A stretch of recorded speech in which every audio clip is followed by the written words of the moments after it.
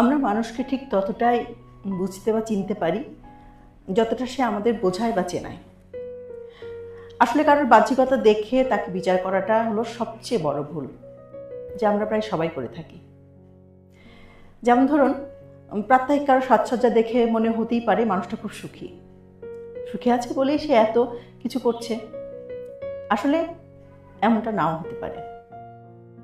সে তার এই পরিপাটির গল্পের আড়ালে বা মাধ্যমে নিজেকে হয়তো ভালো রাখতে চায়, দুঃখগুলো থেকে পালাতে চায়, ব্যাস এটুকুই। আবার মধ্যরাত পর্যন্ত কারো নামের পাশে সবুজ বাতিটা জ্বলছে তার মানে এই নয় যে সে কারোর সাথে কথাই বলছে কিংবা মেসেজিংয়ে ব্যস্ত। হয়তো অসহ্য নির্ঘুম রাত পার করার জন্য এই স্ক্রলিং একটা মাধ্যম মাত্র। কেউ আপনার প্রত্যেকটা কথায় হাসছে মানে এই নয় যে জীবনে সে খুব খুশি খুশি বলেই এত হাসি আসছে, এমনটা নাও হতে পারে। হয়তো সে নিজের কষ্টটা আড়াল করার জন্য এই মিথ্যে হাসির অভিনয়টা করছে। কেউ কারোর সাথে মেশে না, কথা বলে না, এর মানে এই নয় যে সে অহংকারী। তাকে একটু কাছে ডেকে আপন করে দেখেন, বিপদে সবার আগে এই মানুষটাই ঝাঁপিয়ে পড়বে।